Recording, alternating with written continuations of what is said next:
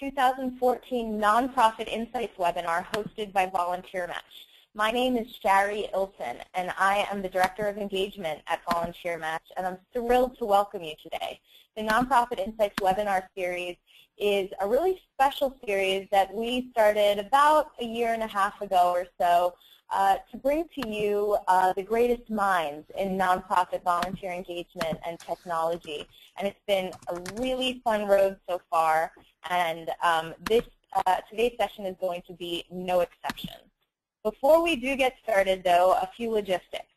We will be sending out an email to you within 1 week that has links to the webinar slides and the full recording of the session. So don't feel like you have to furiously take notes.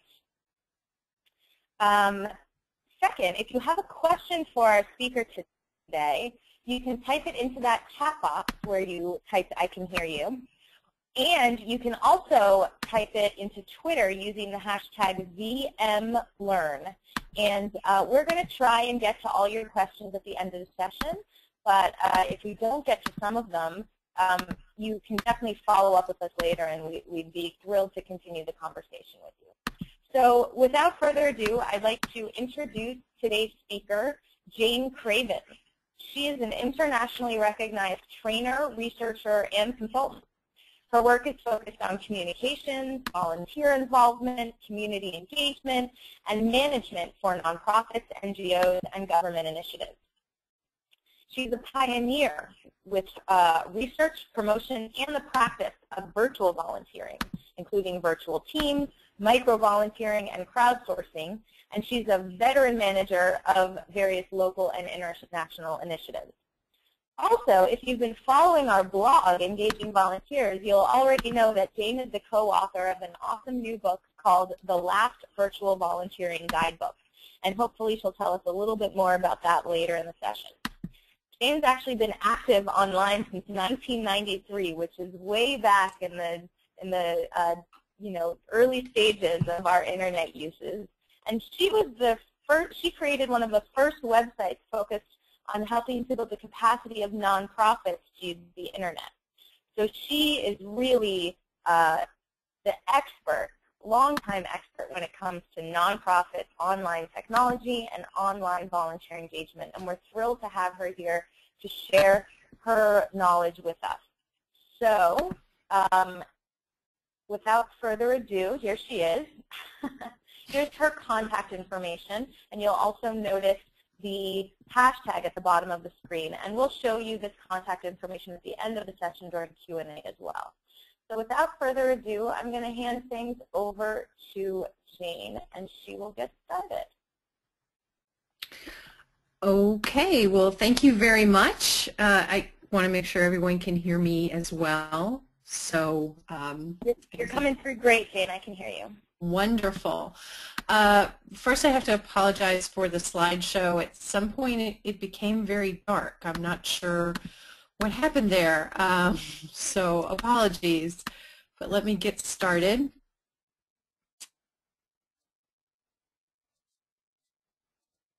For some reason, there we go. So we were being a little cheeky with this title, The Right Way, using internet and smartphone tools to engage and support volunteers, to kind of get your attention. But that said, there are a lot of ways to use the internet to work with volunteers. So I hope it's not too cheeky. It didn't turn too many people off, but I did really like the title. And this is who I am, in case you would like a face to go with this disembodied voice that's talking to you now. And the slides will be available, so as Sherry said, don't take copious notes.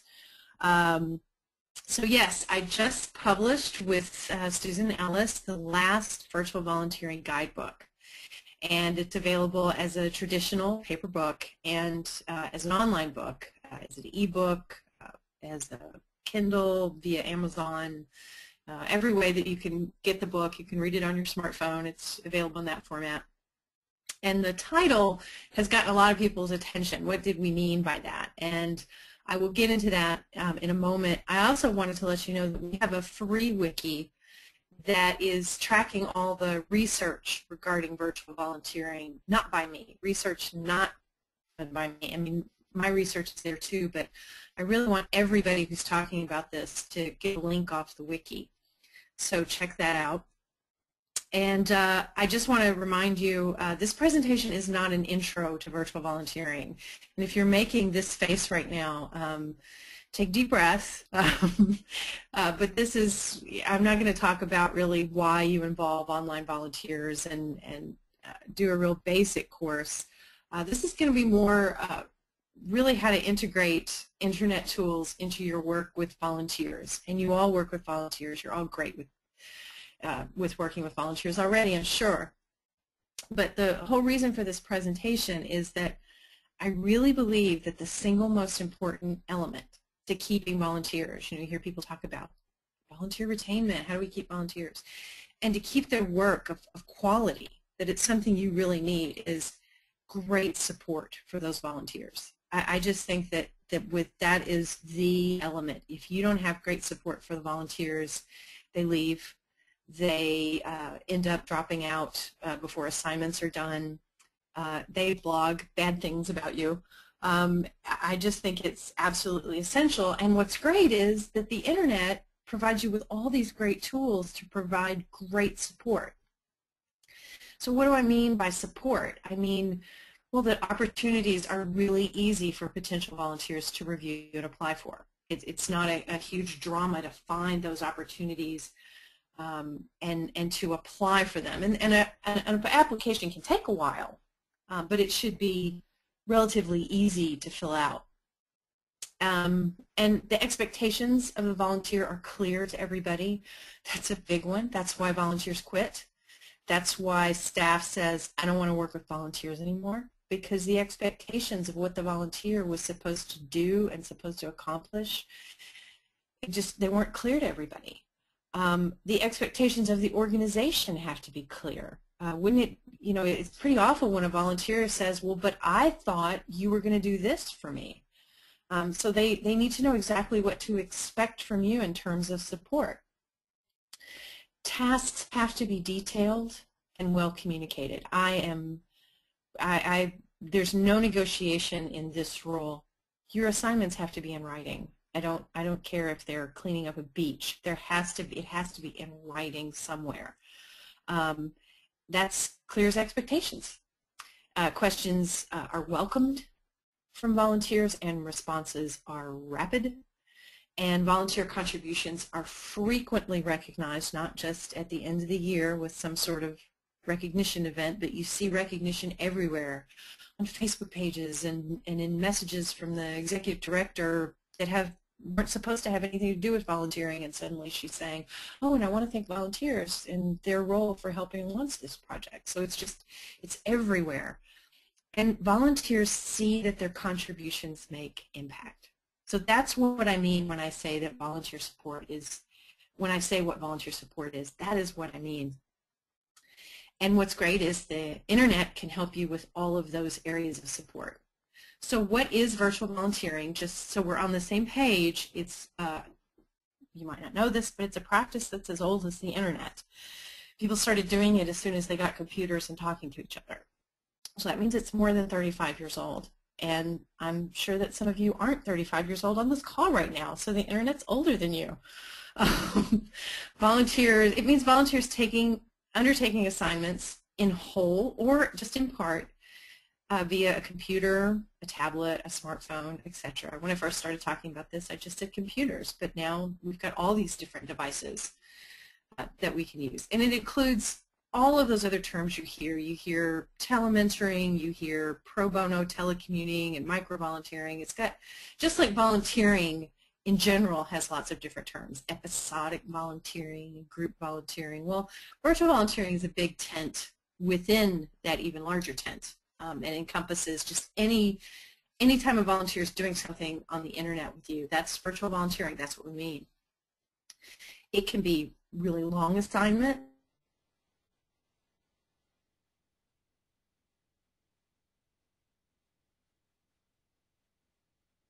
For an hour. It can require lots of screening and criminal background checks or none at all.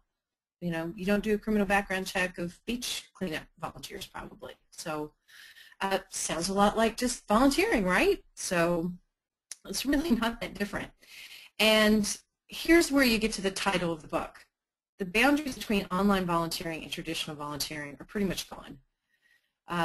It's long overdue that we quit talking about virtual volunteering versus on-site volunteering. It's pretty hard now to find organizations that aren't involving volunteers in some way online. It's hard to find an organization that isn't using online tools in some way with its volunteers. There are a few. They're in the minority. If you're one of the organizations that's doing this, you are a dying breed. It's becoming just absolutely integrated into even the most traditional organizations, that they use the internet in some way to work with their volunteers. And so the boundaries are really disappearing. And so our point with the book is this should be the last one. And from now on, when people write books about volunteer management, virtual volunteering should be integrated throughout it. When somebody writes a book about group volunteering, virtual volunteering should be a part of that, not an end, add-on chapter. It's something that's integrated now into everything we do. So there's no more boundaries. Let's quit thinking of, well, I'm doing a workshop on online volunteers that doesn't have anything to do with on-site volunteers, and it's not true. I'm talking about only volunteers. That said, that has made some people angry, so let me be clear. When I say only, or when I say just volunteers, I mean it as exclusively or solely. I don't mean merely. So no hate mail, please. So what do online volunteers do? Well, they do a lot of the same things on-site volunteers do, and that's why the boundaries are really changing. They translate documents.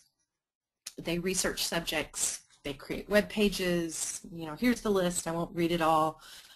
Tutor or mentor students. And that can be someone who mentors or tutors a student on-site and then goes home and does some email exchanges with that same student online.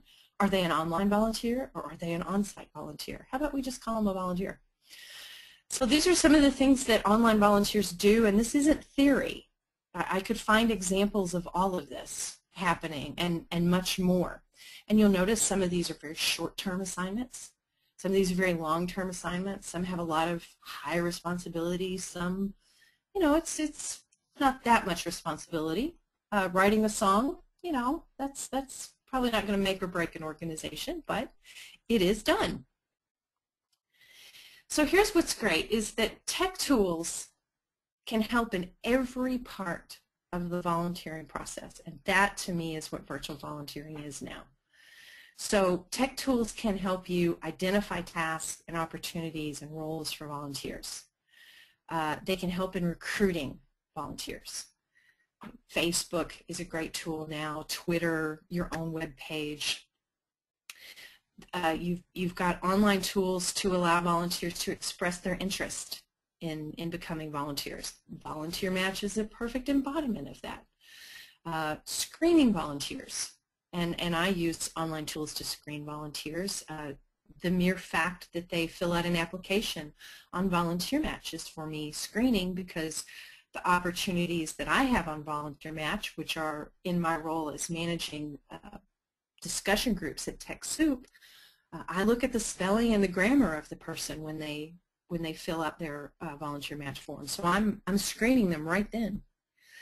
It can be used to orient and train volunteers. You've got video, podcast. You can just send them a big old PDF file and say, read this. Tech tools are great for scheduling volunteers. That's a frequently discussed topic over on TechSoup, by the way, if you're looking for tools. Of course, volunteers can engage in their task online. They can actually do it online from home, and you saw the list I did earlier of some of the things people can do remotely. Volunteers communicating and working with staff can be done online, not just with email, but through some very sophisticated tools like Yahoo groups. There are tech tools to track volunteer progress. There's ways that they can log in their hours, or you can have them log in their accomplishments, and then you have a very easy ongoing file to say, well, what are volunteers really accomplishing? And then, of course, there's great tools to recognize volunteer contributions, and that's everything from putting them on your website and saying, hey, we want to help, we want to recognize Joe Smith for his contributions doing this project, to writing them a recommendation letter on LinkedIn. Something, volunteers I work with love that when I do that. So there's tech tools for all of these processes, and of course we don't have time to go through all the tools for each of these. They're talked about in the book, of course, but they're actually talked about even more on the wiki. And the reason we did that is because these tech tools change, yesterday. They change all the time. So that was one of the things we tried to do with a wiki, is that's where you're going to find the latest tools to do different processes with. But the heart of this presentation is, what are the right ways to engage and support? Hey, Jane, sorry to interrupt. I thought this might be a great opportunity to run our first poll. Oh, that's great. I forgot about the polls. Let's run a poll. Okay, I'm going to set it up and deploy it right now. Here we go. So I'm going to keep it open for maybe 30 seconds. So choose one of these, everyone choose one of these choices, and then we will, and then we'll be able to see the results live. So I'm going to leave it open for another 10 seconds or so.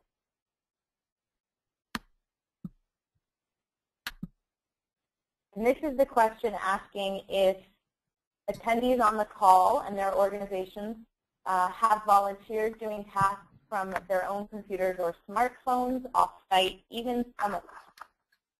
All right, so why don't we close it? It looks like participation is slowing down. And then I'm going to share the results with everyone. And Jane, I don't know if you can see those results. Sometimes the speakers can't see them. I do see the results. Now, excellent.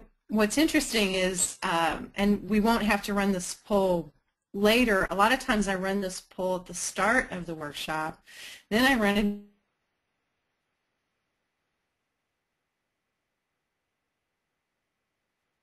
it. I actually am involving online volunteers. I didn't know that.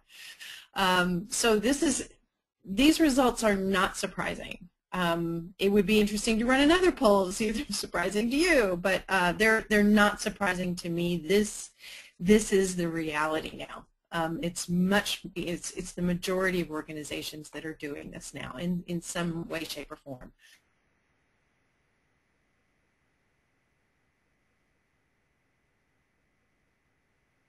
That's great. Later, I'll remind you. Okay. Thank you. Please shout out if. Yeah, I have a habit of just pushing right along and then. Okay, so we'll go back to the slideshow. Hey, I did it right. Okay, so the right way to engage all those wonderful online volunteers that you're working with already, and I'm sure many of you are already doing this. So one thing is ask more than once.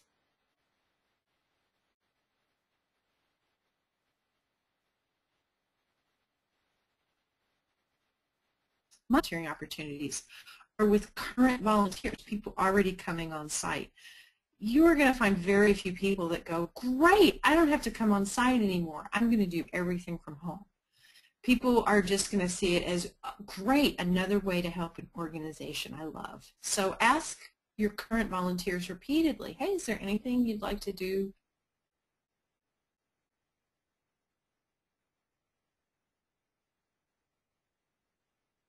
What you're doing now from home. I think it is fundamental to create an online group for all of your volunteers, not just the ones you're interacting with online, all of your volunteers, to allow them to share experiences, to allow you to crowdsource issues. You're crowdsourcing if you say to your volunteers, hey, what did you think of that event last night? You're crowdsourcing a question. It's got a big jargony word, but that's what you're doing. You can ask for ideas on a social media policy. I love to ask volunteers to write the policy that I'm dreading writing because I don't want to make them mad. No one likes to hear, hi, here's a new rule you have to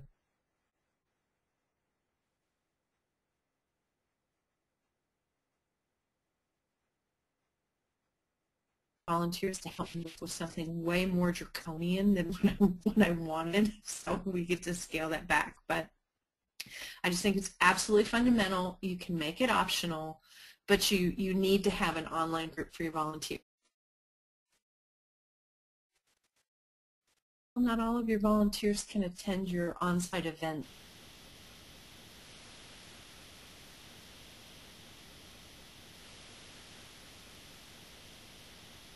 Either. Everything you do leaves somebody out, so I don't think your volunteers couldn't come. So I guess is what I'm saying. Create a variety of assignments. This is important, for all volunteers, online or on-site. You're going to need high responsibility assignments, but you need some assignments that somebody can come in and just do and leave, or just do online and not have to sign up for again. Create a variety of roles and put them all in writing. Very, very important. Encourage all of your staff to engage with volunteers online, not just the official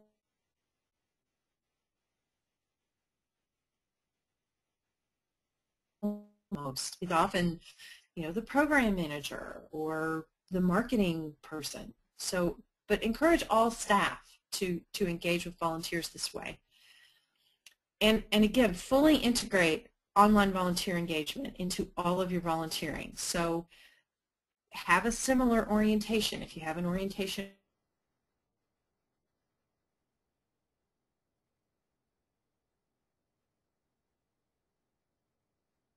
you put this website and mentor young people, shouldn't you do the same recognition for volunteers who built your website?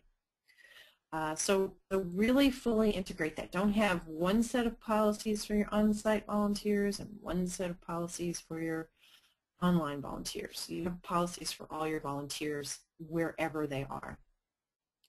And it's absolutely fundamental to apply just good old-fashioned sound volunteer management 101 principles to your online volunteers. You need to know how you screen volunteers.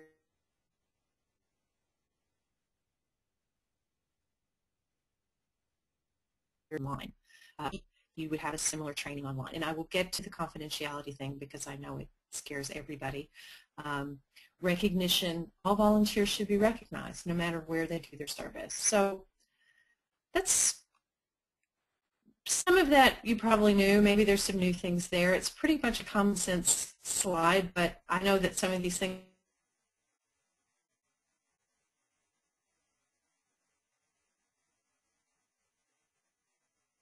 minded. Believe it or not.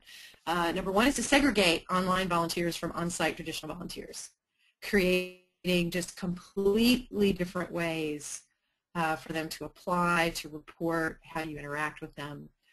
And that doesn't mean that everybody applies the same way. Again, let's go back to that beach cleanup scenario. Beach cleanup volunteers tend to not have to fill out a huge form in order to put on gloves and go clean up things. Or maybe they do in this day and age of liability. But you can have different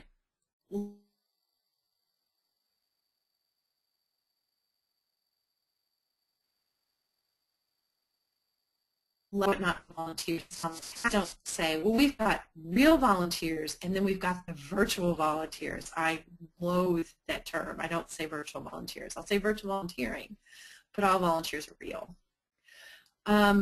Another wrong way is to limit online volunteering to only one kind of assignment, meaning all the online volunteering assignments are all technical, or they only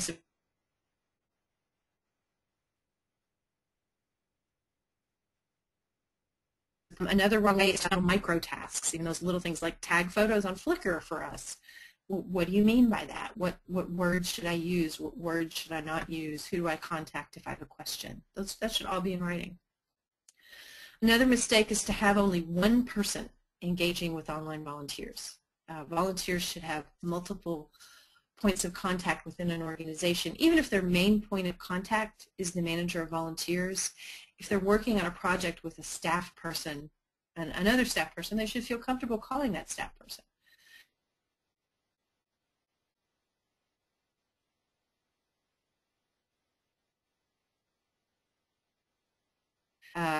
Organization volunteers.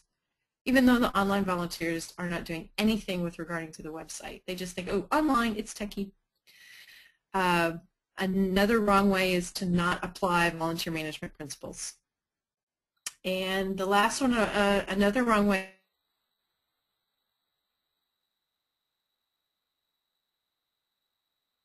is to think the online world, yeah, humans gossip online or off-site, and I haven't seen anything happen online that I haven't seen, you know, at a church meeting. So we'll talk about that in a moment, the whole confidentiality thing. I keep harping on this writing assignments. It has to be in writing. You'll notice, for instance, on VolunteerMatch, if you ever go in and pretend that you're a volunteer, the assignments that are most appealing are the ones that have lots of details that you go, ooh, that sounds fun. Look at all the things I get to do. And the descriptions aren't just of what needs to be done, but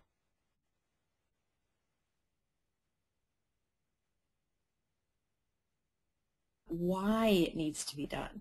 That is huge. Everything. That really makes people jump on an assignment when they see the why. Details on expectations around deadlines and reporting. I think deadlines are really important. They let the volunteer know, hey, this is serious. This isn't just, I get my hackles up also where people say, hey, volunteering is great. You do it in your spare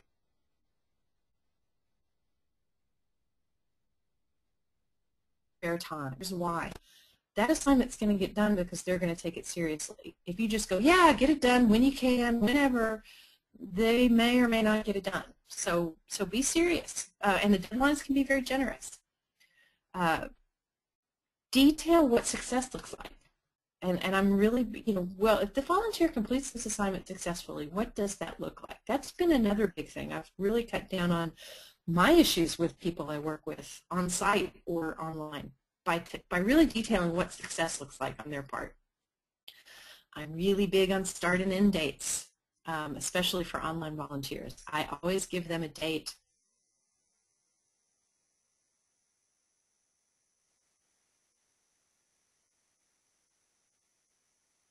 That day they think, oh, I have some things. That's great. But too many times we get a volunteer to do the website management and we forget that it's not forever. By giving an end date, people drop out less midway through. They don't just suddenly go, hey, I'm quitting. You know, they tell me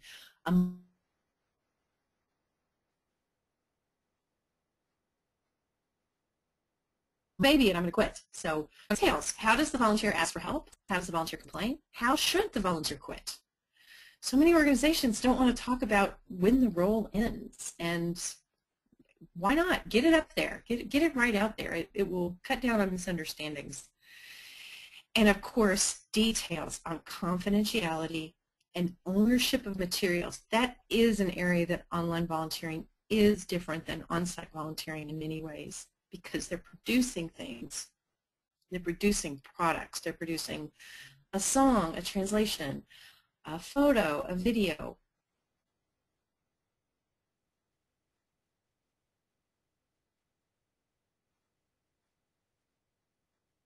Well, who owns that? When I said, well, you know, we have full rights to use this now, and he was not comfortable with that. So that's why when I work with volunteers, I actually tell them, I need you to understand that what you produce is ours. I don't know that it would hold up in court, but I know it cuts down on misunderstandings. And what you'll notice with all of these is that this is really not that different from on-site volunteering, but it's perhaps even more important for online assignments. So I promised you I would get to confidentiality and safety. Here I am. I love when I hear people say, how do we ensure volunteers will keep things confidential? And when they say put online, how do we ensure online volunteers will keep things confidential? Well, how do you ensure employees keep things confidential?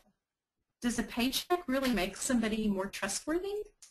You know, is this a real issue?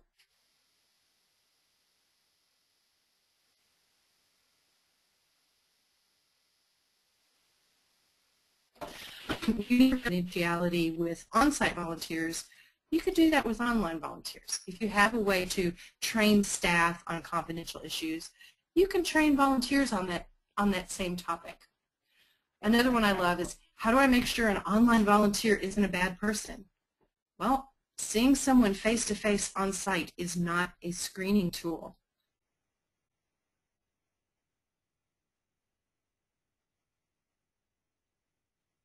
If you're good and just looking at someone is not an indication of if they're a good or bad person. So think about, well, how do you establish that?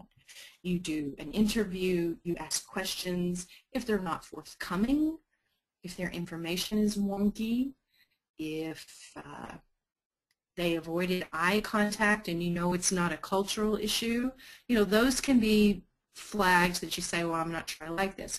And you can do some of those things online, certainly, with online volunteers if that's important for that role. Again, confidentiality is a term.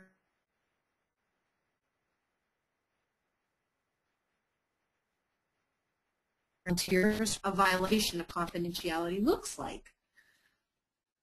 Safety is also a training and supervision issue. How do you train and supervise employees now to ensure safety? You apply the same principles online. And one of the things I want to point out is, let's take big brothers, big sisters. Wonderful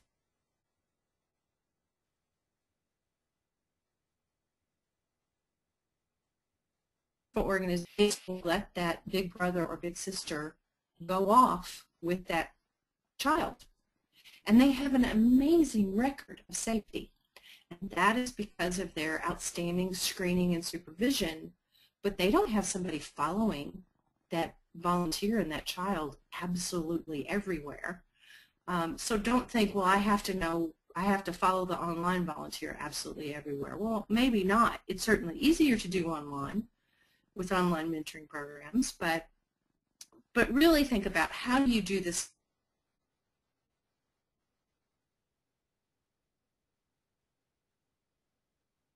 And as Susan Ellis and I like to joke, when somebody says, but how do I know that that guy that's going to do this web page for me really is a 45-year-old guy in Florida? And Susan always says, well, who cares? If he's got the skills, you know, he can build that web page for you. If he was meant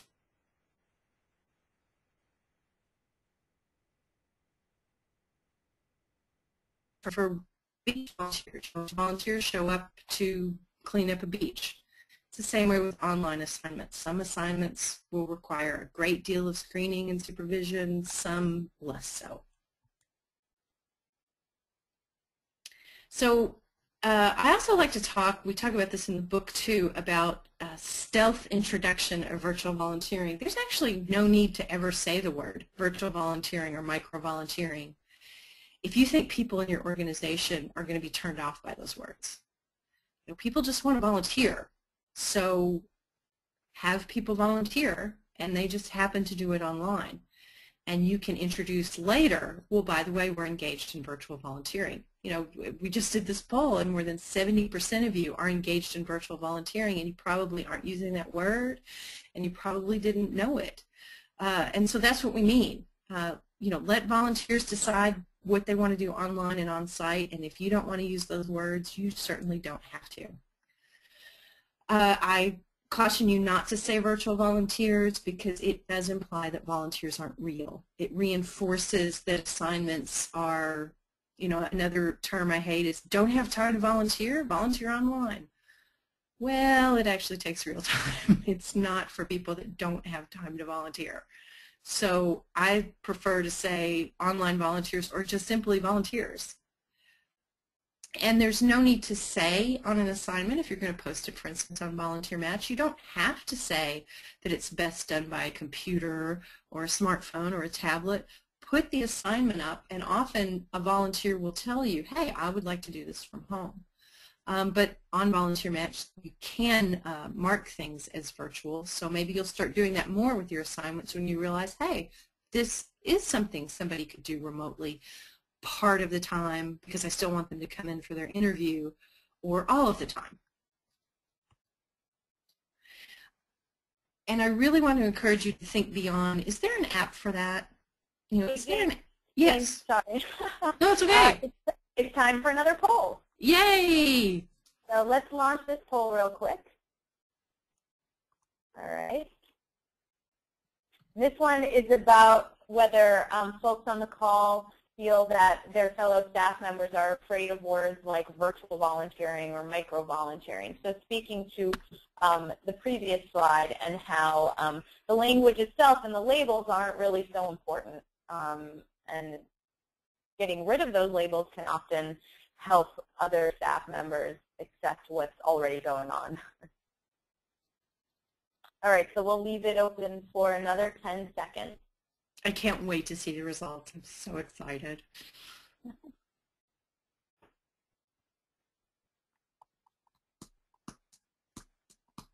All right, why don't we close it right there and share the results.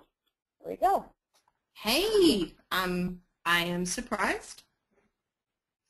I admit to being surprised. I thought there would be more fear.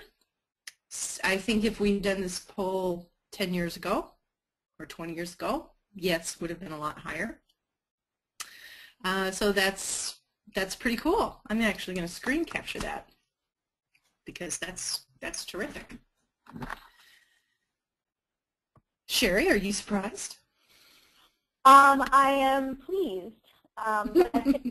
I also think that we're probably talking to a slightly self-selecting group of folks that already, your organizations probably already realize the importance of engaging volunteers online. And so we may not have as many scaredy cats on the line with us today. But it's really, like you said, Jayne, it's wonderful. And it's an indication that the nonprofit sector is really advancing technology-wise. So I'm going to hide it so that we can move forward. Okay.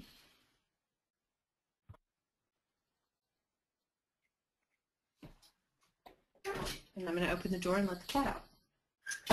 All right. So, or as far as you know, maybe I didn't. Maybe I'm making that up.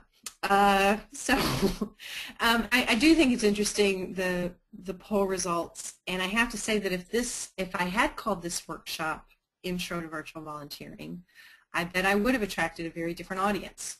And those numbers would have been different. So, so there you go. So this slide, as I was saying earlier, is try to think beyond, is there an app for that? Is there a tool for that? People get really hung up on that. What is the best tool to schedule volunteers for shifts? What is the best tool for working online with volunteers? You know, what I think is the best tool is not what Sherry thinks is the best tool and won't be what you necessarily think is the best tool. It's more about how you are going to use whatever tool you have to use it the way you need.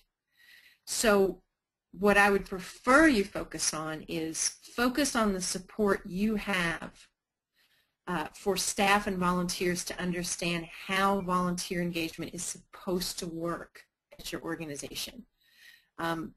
That's where the problem comes with online volunteering, is when people suddenly realize they don't understand why the organization involves volunteers. So it's not really a tech problem, it's a philosophic problem. What's also much more important than your tech tool choice is that the ways you create commitment among staff and volunteers regarding communications and support. Are staff committed to successful volunteer relationships and to volunteers completing their assignments successfully? Are volunteers committed Or do they feel strongly about what they're doing, and are they getting things done? Well, there's no app for that. That's a philosophic question, and that's a philosophic approach. And the other thing is you have to understand the essentials of just good old basic successful volunteer management. So if you don't understand the importance of screening or what screening tools are appropriate, if you don't understand volunteer recognition, online volunteering is not going to work for you because you have problems offline. So, but when you're making decisions on tech tools, I ask volunteers what they prefer. I start with them. I ask them, and you're going to get, 50 volunteers. You may get 50 different responses, but it really helps me. I have aha moments. I suddenly realize that the volunteers I'm working with really love text messaging, and I didn't know it. Or they love Skype more than I thought they did. So ask them, and ask them frequently. You have to know how those that work with volunteers prefer to communicate. So if you have staff that they love to use their smartphone to make actual phone calls, then volunteers need to know to expect phone calls, that they're going to get very traditional, pick up the phone and live communication. Look at what's working well with your offline volunteers in terms of reporting, and then think, well, how could I replicate that online? Like if you have a sign-in sheet, when volunteers walk in and they have a sign-in sheet, well, gee, is there an online tool that acts as a sign-in sheet? And surprise, there is. There are many tools like that, time tracking tools and whatnot. So you could look into that. Have a plan for introducing any sort of mandatory tool that really sells it to staff. You don't want to say, we've got this online group and you have to use it. You want to talk to people about why you set it up, what it's going to let them do, such that they go, well, that sounds great, I can't wait to use it. And you can get that reaction. You have to have a plan for ongoing support of the tool. Who are they going to call? And you have to reward people that adopt it. So if somebody is posting great information to the online discussion group, they get some kind of reward, a recognition, a shout out, a certificate, something. And have a plan for evaluating the success of the tool and identifying problems. Is this something that IT will support you in doing? Very often it's not. Very often IT staff, I hear this from volunteer managers all the time, well, IT said they won't support it. Well, you just go recruit a volunteer to support you. Get a team to support you in using a tool. And know your budget, and I don't just mean money, I mean also your time. You may not have time to learn some sophisticated online collaboration tool, but you can start off with just Yahoo groups, which is free, or Google groups or whatnot. So know what you really have time to do. Now, how do you get volunteers to use the tool? You can't just say, hey, here it is. You can require volunteers to use certain tools. You can say you have to use this tool. But there are consequences of doing that, just as there are consequences of you saying you have to come to this meeting once a month or you can't volunteer with us. Well, that ends up excluding some people. So think about the consequences if you make it mandatory.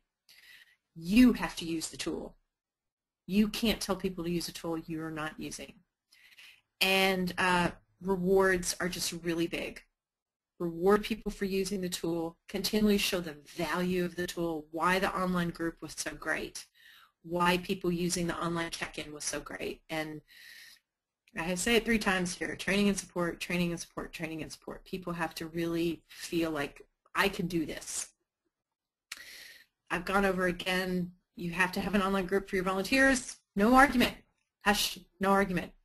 You really do need one. It's really will make your life easier. It's great for sharing quick communications, getting feedback, etc. There are lots of options, and we discussed these at the wiki, and you can add more. Tell me what you're using. There's tools for screening volunteers, big list there that you could use to screen volunteers. Again, this is all on the wiki, free. It's free on the wiki. One of the reasons we did the wiki is because we didn't want to name a bunch of tools in the book that were out of date by the time the book came out. So we stuck the tools on the wiki. Same tools pretty much for orienting and training volunteers. And you're using one now. The tool we're using now would be a great orientation or training tool for volunteers. Many tools for scheduling volunteers, spreadsheets, Twitter, specialized software. Can't say enough about social media. It's still hot. It's still what people use.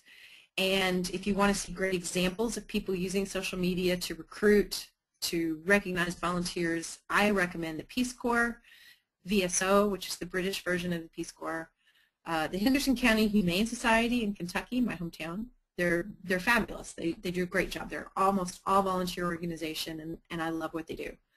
National Service, Park Service, Volunteers in Parks, nonprofits in your community, search volunteers, hashtag volunteers on Facebook and Twitter. Communicating can be overwhelming. I can't tell you the magic, only send one message a week. I can't give you a formula. You have to find that yourself. But I will say the more message you send in a week, the less impact each message has. So be careful. And just so you know, people will always say they're receiving too many messages, always. So take that comment with a grain of salt. Just really think, why am I sending this? Is this really critical? Is this really needed? And be sure you're letting volunteers know you hear them. And that's, timely responses to messages from volunteers, asking them to fill out surveys, but not too often. Calling a volunteer and saying, hey, how's it going? Changing policies and saying, we changed this because of your comments, and transparency. Tell them how decisions are made. Don't just say a decision's been made. So that was a lot. I want to give plenty of time for questions. All of this is available in the LAST Virtual Volunteering Guidebook, and it's being sold through Susan's company. And again, we have the free wiki to talk about tools and research that other people are doing. But the things that I talked about today are discussed in depth with lots of case studies in this book that we have worked on for years, and we are not writing another one because we're so looking forward to reading volunteer management books that now integrate what we've just talked about all over the book.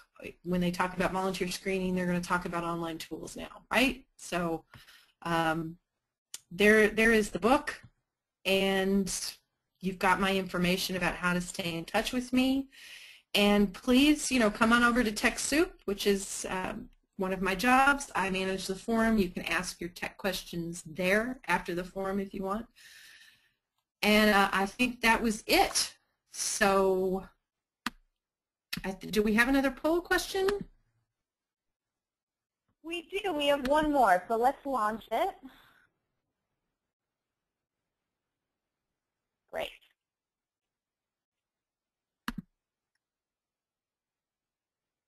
Ooh, this is a big one. Be honest. I won't be hurt. Well, I will be hurt.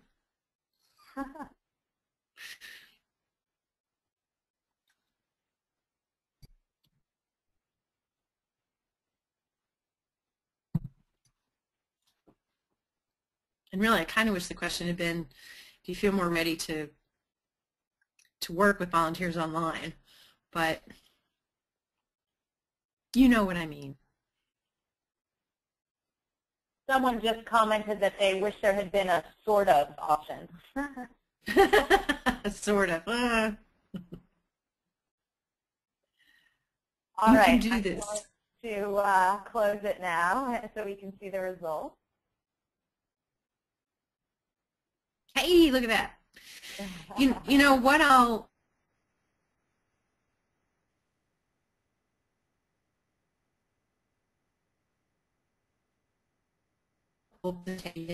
you're going to be great working with them online. There really isn't as big a difference as you might think there is. People are people, and their hopes and dreams and personalities are represented online if you know how to look for that. And I'm a Gen Xer, I'm the top end of Gen X, but I didn't grow up with computers. I did not grow up with the internet.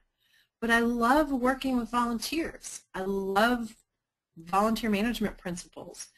So when I started in this, it just seemed so logical to me. Well, people are people. This will be easy. I understand that for some people there's a big, oh gosh, this is going to be totally different. And I really want to assure you, it's not. It really can accommodate your style of working with volunteers.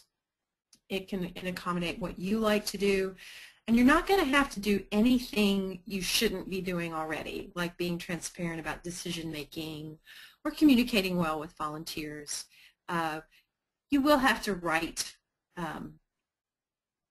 more timely. You're probably not going to have to write more, but you will have to be more timely in your written communications with volunteers. But that said, if you all work with volunteers well off-site or on-site, you're going to be great online. So that's really what I was trying to say with this entire presentation. So there you go. Awesome. Thank you, Jayne. So I'm going to take the screen back, and then hang on one second. All right, let's do some Q&A. We have a decent amount of time to answer a few questions, and there have been a lot of really wonderful questions. So one that actually really caught my eye was, what about volunteers that actually want to be on-site volunteers, but the nonprofit doesn't have the capacity for that? So how do you kind of engage people as online volunteers so excited to be doing the work virtually? Well, I excite volunteers online by telling them the difference the work is going to make. For instance, I worked in Afghanistan for 6 months, and I introduced a virtual volunteering scheme there for my work. And obviously people couldn't come to Afghanistan and volunteer online. So I recruited them via the UN's online volunteering service, and for every assignment I told them why it was important. And I made sure that they could get access to information about why the organization was so great, the kind of work we were doing, the challenges we were facing. I made sure that they were signed up to the online group so that I could communicate with them about pictures I was posting about my work. And that made a huge difference. It really got people excited. Pictures are so powerful when people can actually see what you're doing and who you're serving. So for instance, if you have a recognition event for volunteers, well, why not take pictures and post them online so that all volunteers can see them? There's just so much you can do to get people excited. You know, pictures and a podcast, a video, YouTube video. Those are so easy to do even from your desktop. So I hope that answers the question, but that's how I do it, is I make sure people can get as much information as they want about the organization and what we do.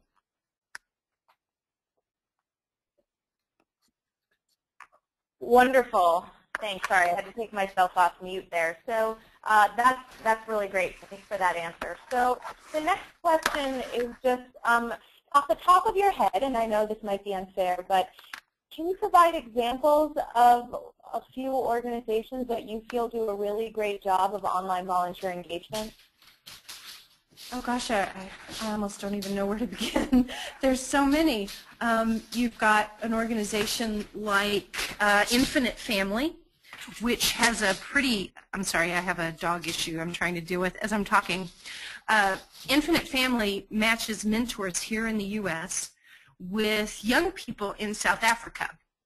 And what they're trying to do is to help young people in South Africa use the internet in a responsible way, and to understand, you know, there's this big world out there. And so if you're doing a project that's going to work with kids and that is going to have issues around safety and confidentiality, that would be a great program to look at that involves online volunteers in a really intensive, almost intimate way. And we have links to them. We have links to them off the wiki because we do have a list of every online mentoring program I've ever heard of, because that seems to be the hardest to find, our online mentoring programs that have lasted beyond a year or two. And then as far as, you know, micro assignments, little tasks, oh gosh, there's just so many. If you go to the UN's online volunteering service, which is onlinevolunteering.org, you can look at their award winners for every year. And these are organizations that they recognize as doing an outstanding job of involving online volunteers. And that's my go-to list of who's doing this well right now, who's doing a good job of this. Another great organization is Sidelines. They support women who are experiencing high-risk pregnancies and often have to be bedridden.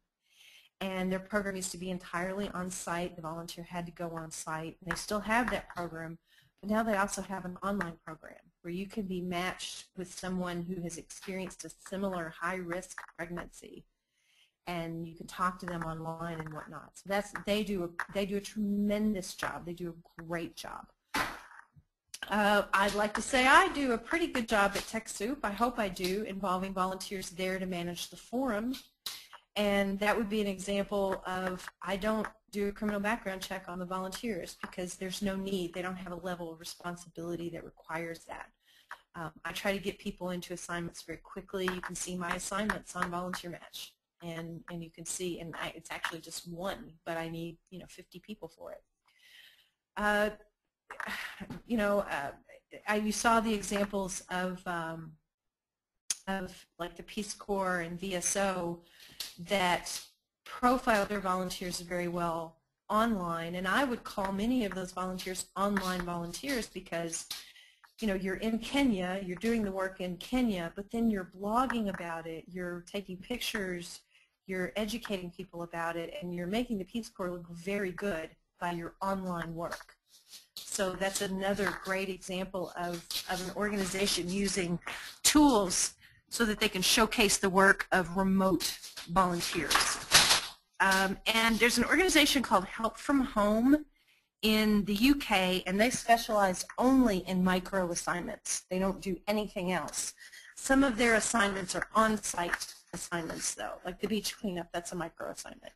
That's a good organization to look and see who's doing these really short, bite-sized assignments, who's offering a lot of them and doing them well. So, and look at the wiki. We have lots of links there, case studies and whatnot that researchers have done with different organizations. So, hope that answers your question.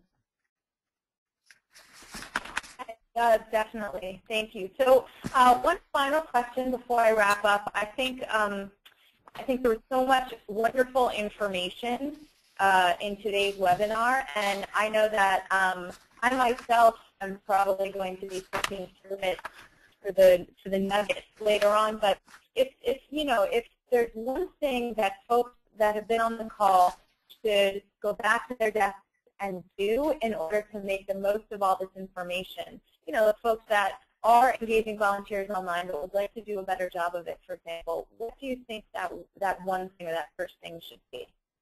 Well, other than buying my book, I